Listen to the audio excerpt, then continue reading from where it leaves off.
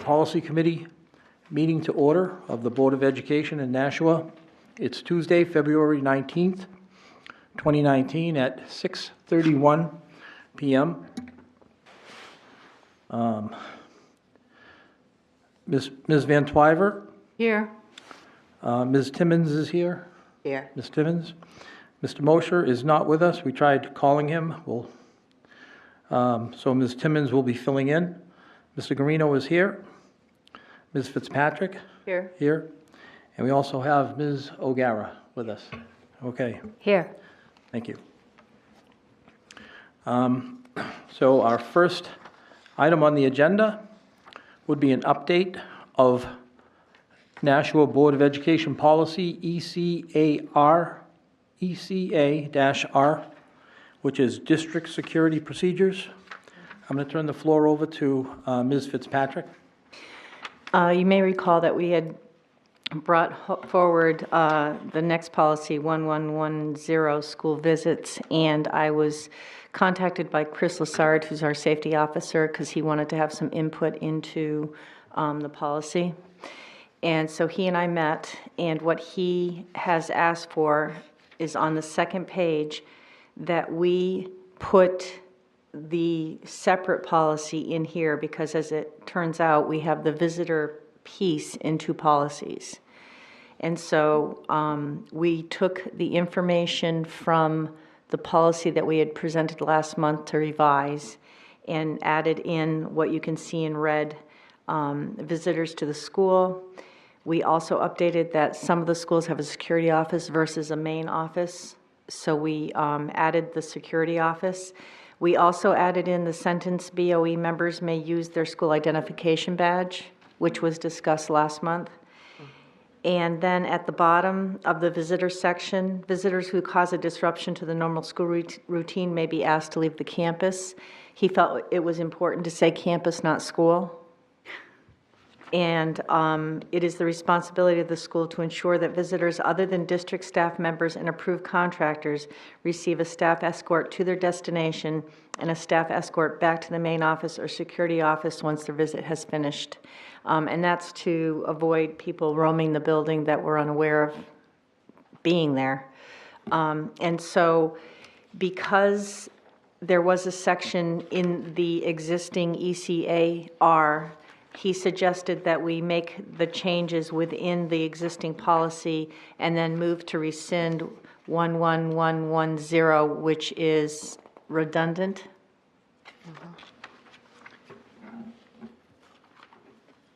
Thank you, Ms. Fitzpatrick. Ms. Van Twyver? Ms. Fitzpatrick, you said that this information was pulled out of a previous policy?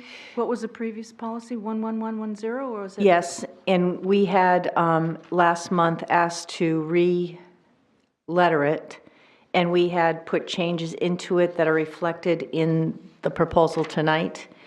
And after meeting with Mr. Lassard, his suggestion was we already had a visitor to school section in the existing ECA-R, and it didn't make sense to have two separate policies. ECA doesn't exist? This is usually, and -R is related to a previous, the ECA. Procedures. Yes. Yes, and there is an ECA-R, but the visitor section is in ECA-R as far as procedures to follow for visitors in a school. But there is currently an ECA policy that Yes. exists. Yes. Thank you. Sorry, I didn't think I understood. You want to recognize that Ms. Raymond walked in? Yes, Ms. Raymond has joined us. I just want to recognize our president, BOE president. Thank you, Mr. Garino. I apologize for my tardiness. No problem. Does anyone else have any questions or comments regarding the changes to ECA-R? Would we like to? I recommend. Yes, Ms. Timmons? I make a motion to approve ECA-R. Second. Okay.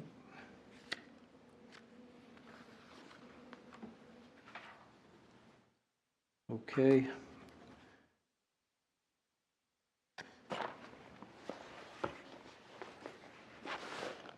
Okay, on the motion to approve ECA-R,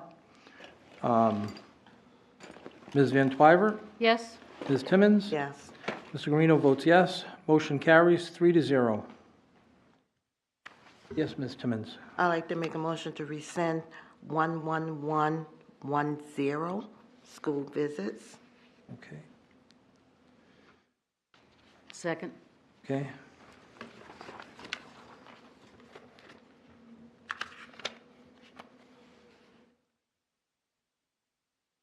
Okay, on the motion to rescind 11110, Ms. Van Twyver, Yes? Ms. Timmons? Yes. Mr. Guarino votes yes. Motion carries 3-0. Okay.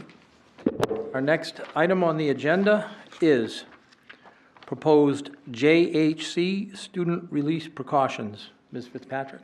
Again, I met with Chris Lassard, and he felt that this was important to be a standalone policy, which is why it's not incorporated into any of the procedures in the previous policy. You will see in particular that instead of dismissal from school, we said student release precautions, so we changed the title to be more accurate. And the last paragraph is where we have made the changes, which is parents or guardians must notify the school in advance of any change to a student's normal dismissal routine. If an unfamiliar person comes to pick up a student, the office staff must check the student information system to ensure that that person is a designated person. If a parent or guardian requests any persons not previously designated for pickup to pick up their child, the staff in the office must check the individual's identification. Okay. So, thank you, Ms. Fitzpatrick. Do we have any discussion on the floor or any comments?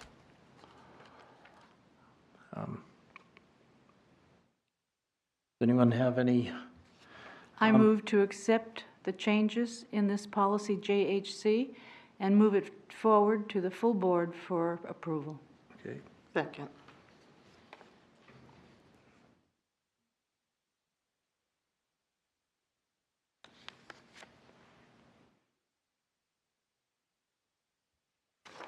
Okay.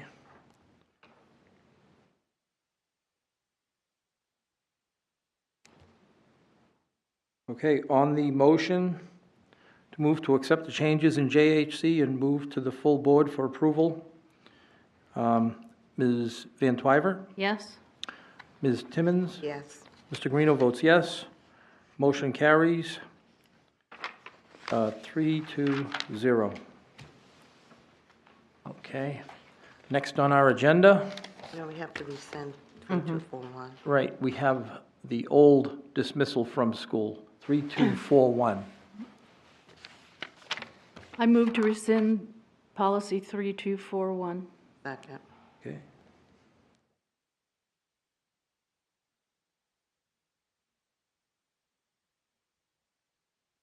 Okay, on the motion to rescind 3421, Ms. Van Twyver, Yes? Ms. Timmons? Yes. Mr. Guarino votes yes. Motion carries 3-0. Okay. We are moving right along. We have proposed IMGA service animals. Ms. Fitzpatrick. There's one thing I want to point out right away. In the first sentence, I found an error where it says persons in within. We should be striking in that first sentence. This policy is very similar to the one that I'm hoping we're going to rescind, but we did take out the redundancies. You will see that when, if it's accepted, that it will be significantly shorter, but all the same information is in there. And the one significant change is on page 2, second paragraph. For educational purposes, a service animal trainer may have access to the school building for groups of students with permission of the building administrator. All the other rules apply in terms of them getting approval and being vetted.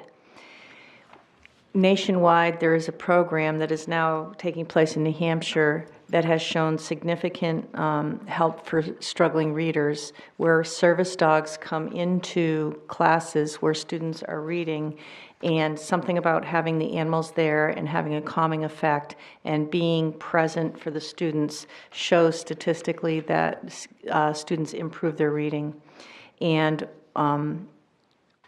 one of the district counselors came to me about it and said that he would like to look into it for some of the elementary schools, but wanted to be sure that the policy, he wasn't going to be violating the policy. And so the previous policy only spoke about individuals, either staff or students with a service animal. And so the idea behind this is to allow the exploration of that program for our elementary schools, but also to revise the policy in a way that it's not so unwieldy. It covers all the same information. Okay. Ms. O'Gara? Where is it that it makes that differentiation? And I think it's a great program that you were talking about, bringing in a dog for readers. Where is it in this policy? Because everything I read pertains to a student or adult with a disability. When you read, it talks about a certified service animal trainer. And so if we did this program, the service animal would be with a certified service animal trainer. So that's why it says for educational purposes, a service animal trainer can have access to groups of students. So it would be through an approved program, and there would be a certified animal trainer with the dogs. And so for educational purposes and for groups of students, covers what we're talking about. Ms. Van Twyver, then Ms. Raymond? I have a question. I mean, there's a lot that is struck out of this policy, IMGA. And I don't understand if that was an existing policy that was approved by the board, why we had 6512 still in order. Because I'm just in the process, which started with you and then Ms. Raymond, of going through the policy manual and trying to update it as much as possible. Yeah, but before, this was approved in 7/16/06. All right, so there was an existing. If that's the case, then it should have been rescinded 6512 a long time ago. No, I'm sorry. IMGA is what's being proposed. It's not, we don't have IMGA yet. Brand new, Yes. but I still don't understand why everything that was in 6512 is here and then crossed out. I don't know why that step was taken. Because I think I was under the understanding that if we're taking out things that we had to redline it. So it was just But a you would have redlined 60, never mind, I'm sorry. that's fine. Okay. It looks like all this red line is actually 6512. Yes, It what is. Okay, so that's what, 6512. right. Okay. Ms. Raymond, and then Ms. O'Gara, and then Ms. Timmons. Thank you. I'm confused as I'm reading this. We have references like in the third paragraph. It talks about emotional support or therapy dogs are not service animals except as may be provided under paragraph B2. But as I'm reading, there's no identification of what paragraph B2 would be. Like I can read and figure out which one it is, but nothing says B2. And then if you look at the next paragraph, it talks about the district's responsibility towards training, feeding, et cetera, except in the limited cases of section B3A, but there's nothing indicating what section B3A is. I think I have the same problem. I think And it's then there. as you keep going, on the next page, it references section A7. And so, and again, there's no section A or section A7. So I'm finding it very confusing to figure out which paragraph is actually being referred to. Right, no, and I understand what you're saying now, because as I'm looking at it more closely, some of this may have been editing issues. So I can take it back and work on those editing issues. I don't have a problem with that. Yeah, I can't figure out how to do it quickly and easily. That's fine. I don't, Otherwise, I would suggest something. I don't have it. Ms. O'Gara? Okay, I have a couple of things. So when I read that, I think about that students with disabilities who have a service dog and adults with disabilities, sometimes they may have the service trainer with them. And when they do, right, they have, that service trainer has to be treated the same as an adult with a disability. And in the ADA, it says that where we have the two questions, those are the two questions, but it also, in the ADA outlines questions that we can't ask. So we cannot ask that person about their disability. We cannot require medical documentation. We cannot require a special ID card or training documentation for the dog, or ask the dog to demonstrate. That's in the ADA. Gloria and I have it. And so that's why I love that program, but I want us to make a differentiation from the trainer who's with an adult with a disability, still training the dog to be in the schools. And for clarification purposes, are you saying we can't ask the trainer those questions, or we can't ask the person requesting a service dog those questions? You can't ask the person with the service dog only those two questions that you have here, whether the service animal is required because of a disability and what work or task the animal has been trained to perform. Those are the only two questions that you can ask the person with a disability and the trainer that is with a person with a disability. Okay, so are you saying that we're suggesting in here that we're asking other questions? Well, you're asking for documentation of the individual's affiliation with a recognized organization, and you're talking about the other program. Okay. You cannot ask a trainer who is with an adult with a disability who has a dog about his documentation, his or her documentation. So if you want to make sure that you're getting a certified service animal, you can't ask for proof that they're a certified service animal? The school district cannot ask for proof. Then how can... The person with a disability, it's in, if you look in the packet, It's in the packet that I just gave you. it's in the back with the RSAs, and it's in RSA 167D6, which is on the back page. And it says a service animal trainer, while engaged in the actual training, process, and activities of such animals, shall have the same rights and privileges with respect to access to public facilities and the same responsibilities as are applicable to persons with disability using a service animal.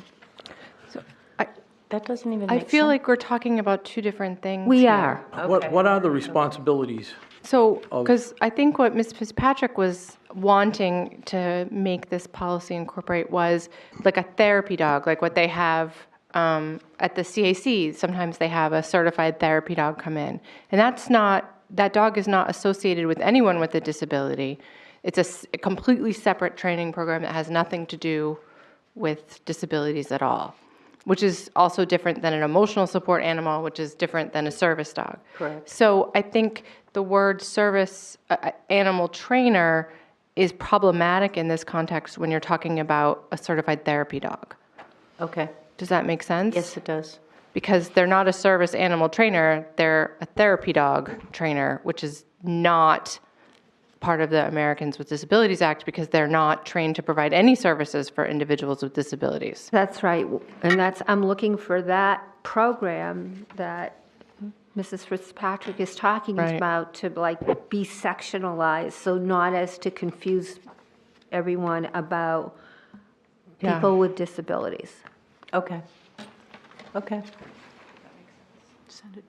Also, in the 5th paragraph, it refers to employees as an example of a third party.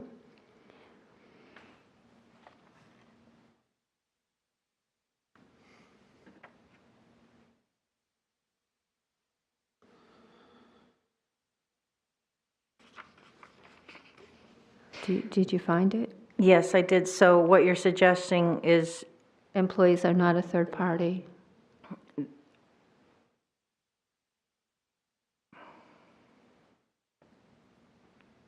where it says the district will have no responsibility for training, feeding, grooming, or care of any service animal permitted to attend school under this policy.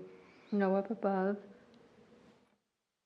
It starts, when it is anticipated that a service animal is going to be in school on a regular basis with a third party, for example, an employee. An employee is not a third party. Don't see that. An employee is a direct party when they have a disability.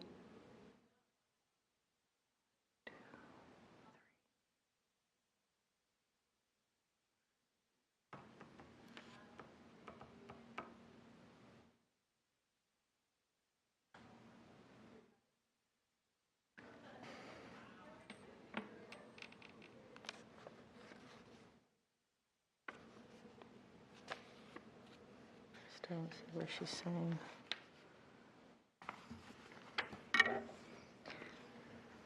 Ms. O'Gara, I think we need some help finding the spot you're talking about.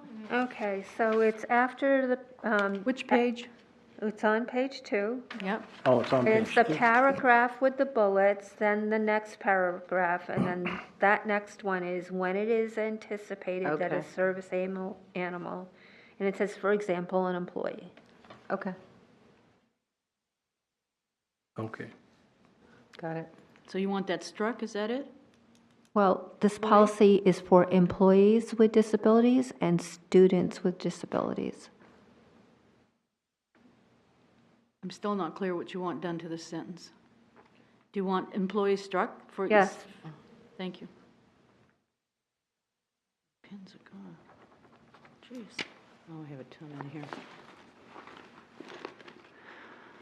Okay, Ms. Timmons, did you have, I thought you had your hand up before. Oh, she already covered it. Okay. Well, no, there's one more. Oh, there's one more? Okay. Yeah. And so if it's going to be struck as a third party, because it's an example of a third party, it needs to be clear that it's when a service animal is going to be in school on a regular basis with an employee or a student. Or it's only talking about third parties here. So this paragraph doesn't identify, because on page 1, do we identify that this policy is for students and for employees? It's identified as Well, service it animal. says the following rules shall govern the use of service animals by persons within any facility or upon any property of the district. So it would include employees and students, I would imagine. I think there are different rules for students, employees, and other people in the district. Right, and There- by that first line, you would think it would also apply to visitors, you know, if we Right. had a Yep. guest speaker or somebody else come in who needed a service animal. I also have some problem with the verbiage that says, I was reading that, it says, the individual, the student's parents are strongly encouraged to notify the superintendent or the principal in advance. I mean, it's kind of wishy-washy. I mean, we should either have them encourage, we should say the individual should or shall.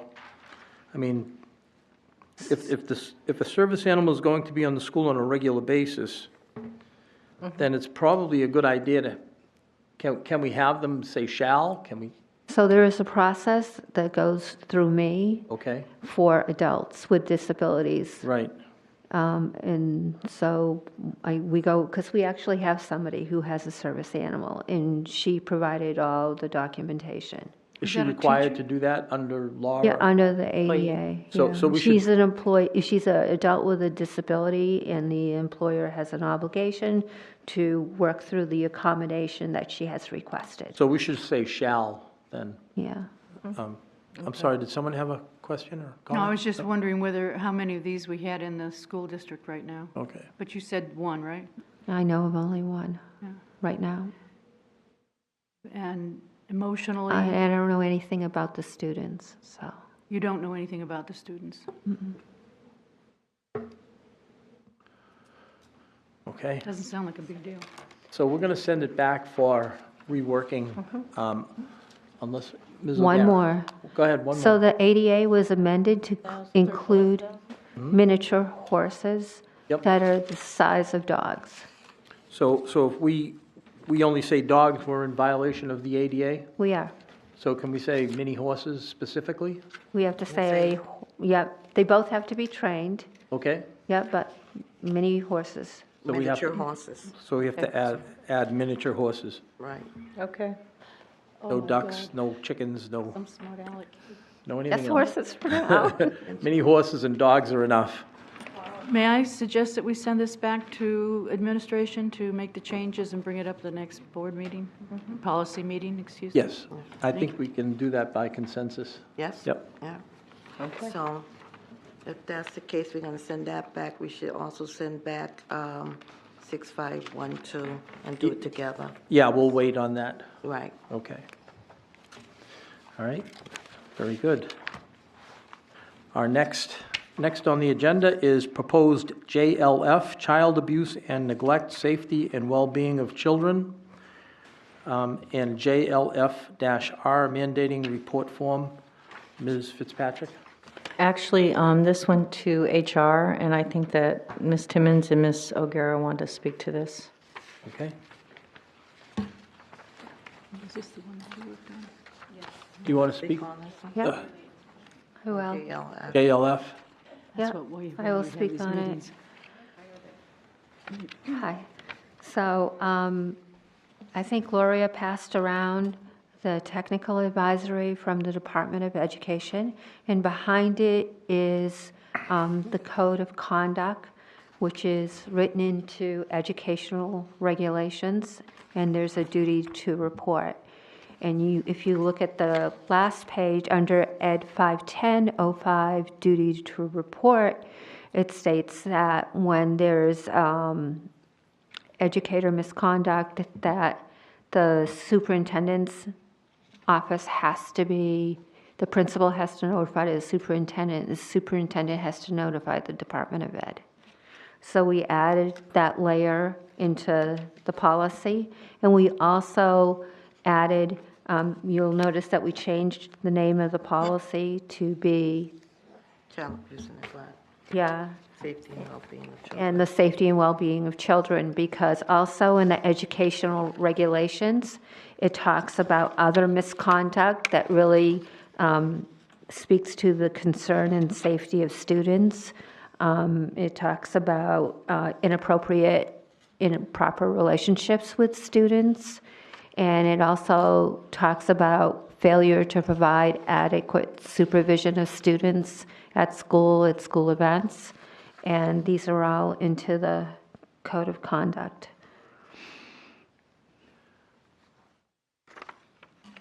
Okay, do we have any more questions or comments on this?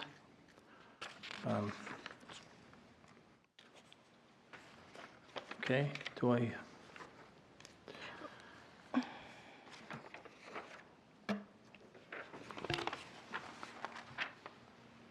I have a question. Yes, Ms. Raymond? So, and maybe it's just a law question that can't be answered, but I'm interested here under the last paragraph on the first page. It says, educators having reason to suspect that another educator has abused or neglected a student shall report the same to DCYF and the principal. DCYF does not have the authority to investigate abuse or neglect by someone who is not a caregiver of the child, so someone who is a parent or a relative.